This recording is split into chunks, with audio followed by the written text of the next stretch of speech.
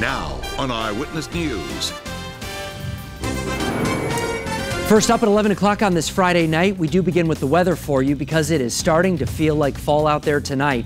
Here's a live look from our iCam for you over Hartford. No rain, but certainly a little breezy outside tonight. Hi, everybody. Thanks for joining us on this Friday. I'm Mark Zinni. There is obviously a lot happening this weekend, from the Farm Aid Festival to fairs and plenty of football happening all weekend long. Many of you wondering what to expect. Well, Bruce is here now with more details, a closer look at our forecast for us. First up tonight. Hi, Bruce. Hi, Mark. Hi, everybody. It is going to be a nice fall weekend. In fact, in less than 24 hours from now, it is going to be fall, because fall officially arrives tomorrow night at 9:54 p.m., the time of the autumnal equinox. Now, today, well, we had a lot of clouds around, but not much rain. We're still dry here on early warning pinpoint Doppler. That will be changing in the pre-dawn hours, but a dry evening, great for the Friday night football games. There you can see Waterbury, an overcast sky all evening long, but really no rain in the state to bother us. It has been breezy. Temperatures have come up a little bit, and it's muggy too. The humidity has come up as well. So Litchfield is 65, Norwich is 68, East Hartford is 70, and West Haven is 71 degrees. In some cases, these are close to the high temperatures that we had during the course of the afternoon. Now, we look at the big picture. We got showers and thunderstorms off to our west, but this line of showers and storms is beginning to die out. And by the time it gets here, there might be some heavier downpours, maybe a rumble of thunder, but certainly no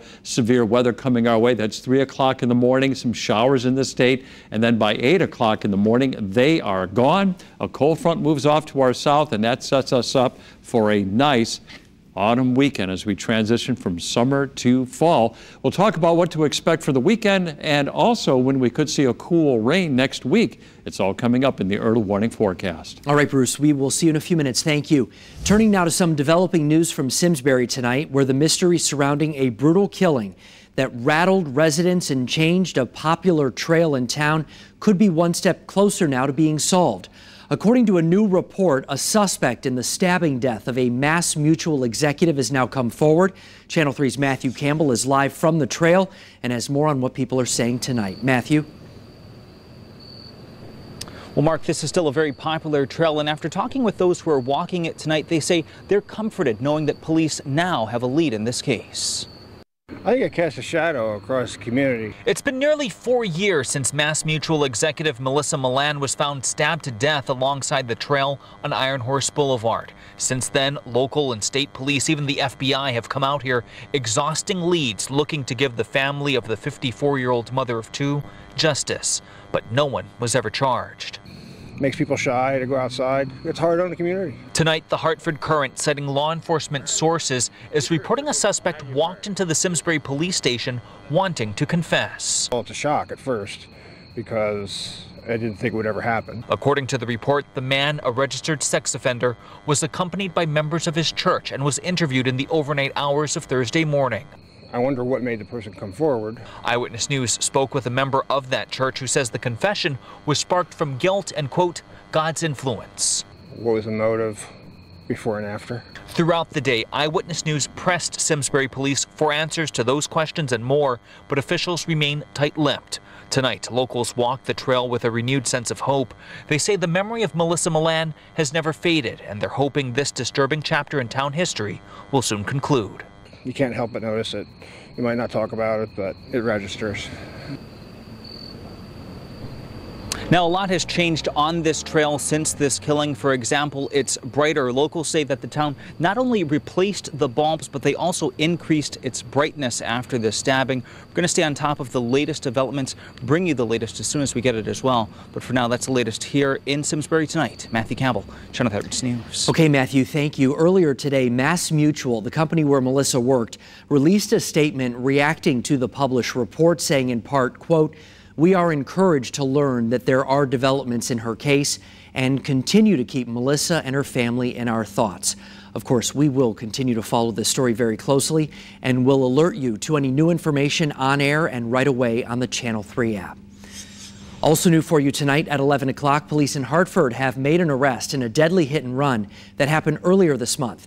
Police say 24-year-old Kayvon Cook was behind the wheel of the car that struck 47-year-old Shantae Tucker It happened at the intersection of Albany Avenue and Garden Street back on September 5th. Tucker was rushed to the hospital but later died. Cook is now facing a number of charges, including evading responsibility and reckless driving. Additional charges could come after the victim's autopsy is released. Another white powder scare to tell you about, this time at a business park in Meriden. Officials with the DEEP, along with state police, were called to the mailroom of the money source after a letter with white powder was discovered. Police tell us 3 employees were inside at the time and had to be quarantined until officials determined the substance was not hazardous. We took precautions to protect the safety of those in the immediate area. There were some members of the business that were quarantined. After the measures that we did take, it appears as if those substance is inert. Pretty scary, though, that's for sure. This has happened several times now. Police have not yet said if today's incident is connected to a number of other white powder scares all across the state. Meanwhile, police in Watertown are asking for help tracking down whoever robbed a bank inside the Stop and Shop on Route 63 tonight. Police say the man right here, seen in this surveillance picture, approached the counter at the People's United Bank and threatened the teller in the store. No one was hurt, but the suspect was able to get away with some cash. If you recognize the man in the picture, you are asked to give police in Watertown a call right away. Still ahead for you tonight, the weekend is finally here, and that means football, fairs, and some great music where you can take the family for a fun time. But first, a live look from our iCam in New London tonight. Bruce's full forecast when Channel 3 Eyewitness News at 11 continues.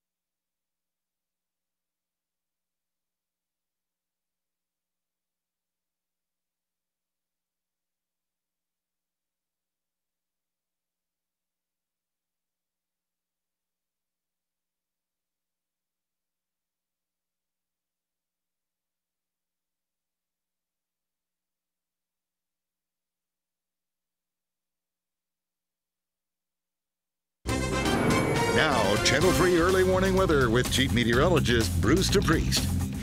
All right, this evening has been cloudy, it's been breezy, but no rain so far. Let's check out early warning pinpoint Doppler and scanning the state dry right now, but we will have some showers moving in over the next couple of hours in the pre-dawn hours. There's our iCam in Hartford. It's been overcast all evening long, but otherwise rather quiet. And there's our iCam in New London, where the visibility is really good. All right, temperatures have actually come up in some instances. We're up to 73 in New Haven and Bridgeport, up to 71 in Meriden and Hartford, 69 degrees in Willimantic, and that's because the wind is kicking in, bringing in milder air and also more humid air. Dew points right now are in the middle 60s in many parts of the state. We still got that southerly breeze blowing at 5 to 15 miles an hour. In fact, look at that. Groton has a wind out of the south at 22 miles an hour right now. This is all in advance of a cold front. You can see a line of showers and thunderstorms along that front, but these are in the process of weakening, which is good news. So as they move into Connecticut tonight, they could produce a rumble of thunder, maybe a brief downpour here and there, but then by 7 o'clock in the morning, they're gone. And then as we go through the day tomorrow, it's a mix of clouds and sunshine. As we go into Sunday, there could be a little bit of a wave of low pressure to our south, causing some clouds in the morning. And otherwise, we're going to enjoy a partly to mostly sunny day as some really cool air begins to move in. Meanwhile, in the tropics, a brand new tropical depression 11. That's going to be moving off to the west, but it's forecast to dissipate. So other systems could actually develop in the tropics over the coming days. All right, showers later tonight, temperatures in the upper 50s and 60s by dawn, and your high temperatures for tomorrow generally between 70 and 75 degrees, and down into the 40s and low 50s tomorrow night. Sunday, partly to mostly sunny, 72. Look at that, 46 Sunday night. And Monday looks partly sunny with a high of 66. A cool rain Tuesday, 68, and then we'll warm up a bit Wednesday and Thursday. Highs in the upper 70s and low 80s with showers and storms, and then turning a little cooler again by Friday. For the shoreline this weekend, tomorrow is 74, and for your Sunday, a high of 73. Welcome to autumn. Yeah, like it or not, Bruce, thank you very much. Well, a big day in Hartford coming up tomorrow. Thousands of people expected to head out to Farm Aid at the Xfinity Theater. The all-day festival features some of the biggest names in music who've come together to support a very good cause. The goal is to raise awareness about the loss of family farms and to raise money to keep farm families on their land. The show sold out in less than 4 hours, but we have more information about the festival, including all the performers, right now on the Channel 3 app. That's our time for us tonight on this Friday, everybody. We do appreciate you joining us this week. Eyewitness News returns tomorrow morning starting at 5, but Joe Zone is coming up next with Friday Night Football, and I'll see you right back here on Monday. Have a great weekend, everybody.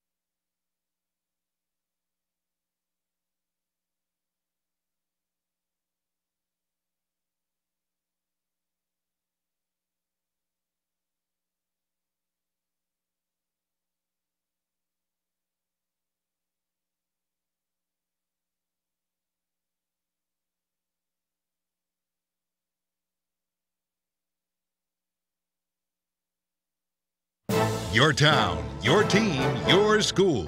Eyewitness News presents Friday Night Football. From our broadcast house in Rocky Hill, welcome to Week 3 of Friday Night Football right here on Channel 3. We're glad you're with us tonight. I'm Joe Zone. During the next 50 minutes, we'll have highlights from 20 teams, 10 games right here on FNF. And we begin with the game that won our big 3-on-3 Game of the Week online vote. It's a big matchup out of the Naugatuck Valley League. You wanted it, you got it. St. Paul Catholic and Naugatuck, Game 1 of our big 3-on-3. Out to Naugatuck, the Greyhounds off to a 2-0 start and unscored upon going into tonight's game against the Falcons. Naugatuck's first drive of the game, Nick Arrow goes outside and gets the corner, and that's a Naugatuck touchdown. They made the 2, so it's 8-0. There's a black punt. Zach Kozlowski blocks it. Naugatuck falls on it. It's a safety, and they lead 10-0. Running back Michael at Keel finishes off a short field to make it 17-0 Naugatuck.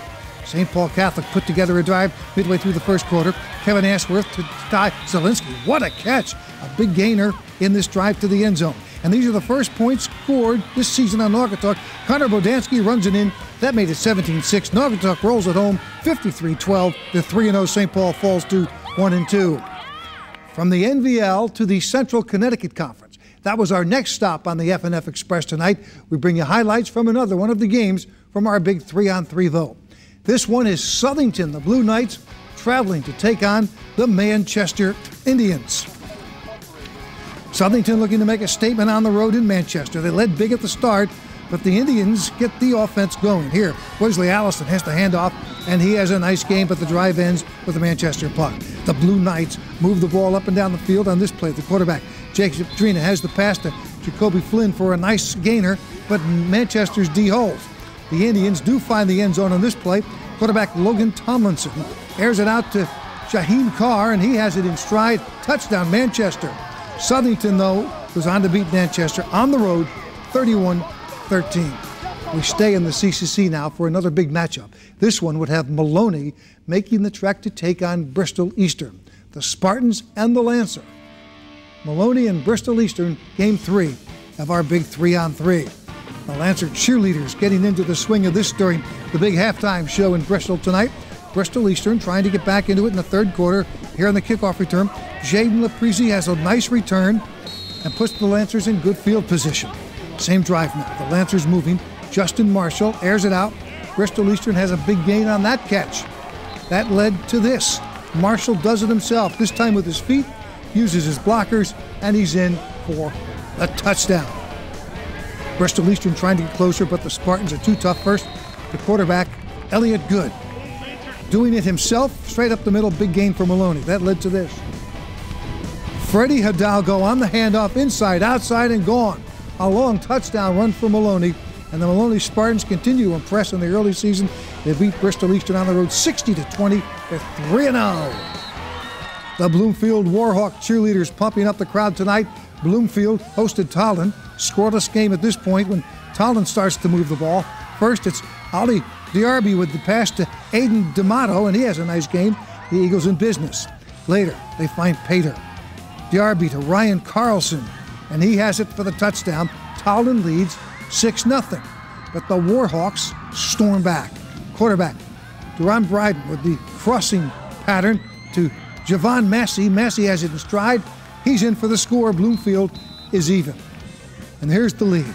Bryden buys some time, puts up the pass in the end zone, hauled in by David Robinson. Right there, touchdown. What a catch. The Warhawks have the lead, then Bryden again to Massey for a score. Bloomfield scores the final 27 points of the game. They go on to beat Tolland at home 27-6. Warhawks remain unbeaten. South Windsor, the spot for our next matchup. The Bobcats hosted New Britain. This one's all Golden Hurricanes. First half highlights here. A big connection as New Britain quarterback Taj Yop lofts it up to Sean Robinson. He makes a nice grab for the big game. New Britain's in business. Later they get into the end zone. Kion Gunn on the reverse, and he's in for the score. New Britain is up early. Later on, defense leading to offense. The South Windsor quarterback is pressured, puts up the pass. It's picked off right there by Gunn. Just had the touchdown run, now had a pick six to that today. Touchdown for New Britain, looking good. And finally, it's the man of the hour again. Kyan Gunn this time with a TD pass from Yop. That made it 22-0. New Britain shuts out South Windsor on the road, beating the Bobcats 44-0. Great start to the season so far for New Britain. The Golden Hurricanes are unbeaten 3-0.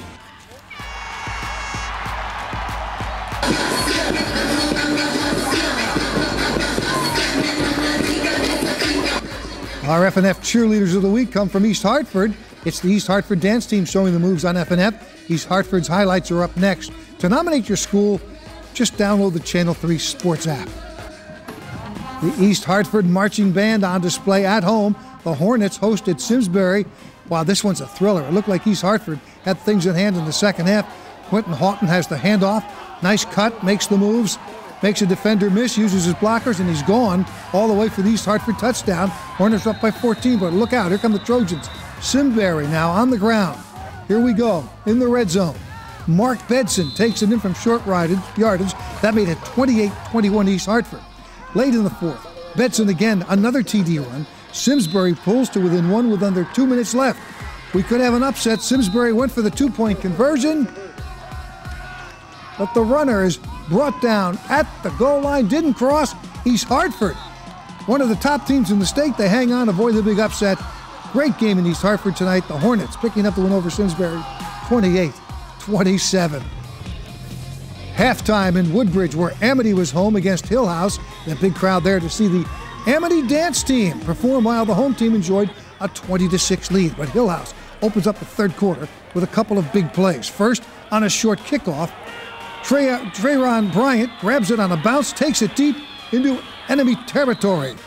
Bryant finishes off that drive. 5 plays later, it's 20-12 Amity. And now Amity on the attack.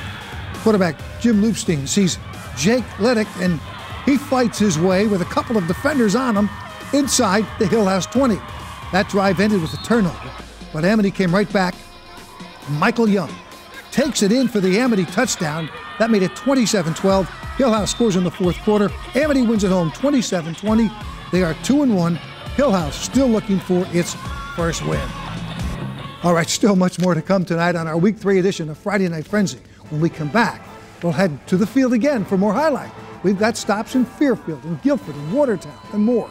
Stay with us. Friday Night Football continues right after this. You're watching Friday Night Football on Channel 3.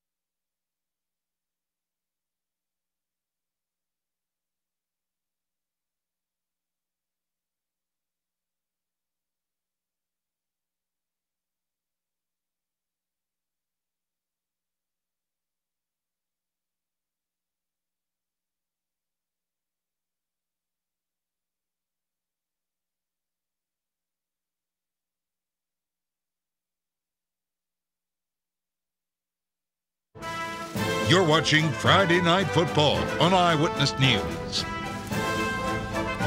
Welcome back to Week 3 of Friday Night Football right here on Channel 3.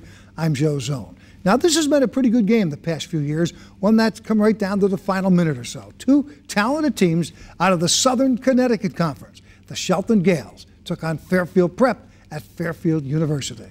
Big crowd on hand tonight in Fairfield to see these two SEC rivals go head-to-head. This one was a defensive affair for much of the game. Here the Jesuits trying to move the ball, but the quarterback taken down by a whole bunch of defenders. Shelton held a narrow lead, 10-0. The visiting fans like what they saw, but hold on, here comes Fairfield Prep. Douglas Harrison, a senior for the Jesuits, gets the handoff, who's up the middle. He's gone. A big touchdown run to the house. It's 10-7, the lead now for the Gales. Shelton, though, they came strong late. They kept the ball for a big portion of the fourth, kept Prep off the scoreboard. Shelton still unbeaten. They beat Fairfield Prep 10-7. An NVL matchup in Watertown tonight as the Indians hosted the Seymour Wildcats. Seymour showing why they're one of the top teams in the league. Tyler Gannon gets the handoff, bounces outside, has a long gain down the sideline before being dragged down. Seymour would later score as they're up big. Watertown, they're hanging in there. They get the short TD run from their quarterback. They're on the board, but too much Seymour tonight. Gammon again, this time going all the way. The defense, they're not going to catch him. Highlights tonight, courtesy Video Scout. Watertown couldn't slow down the Wildcats. Seymour wins this one 47-6.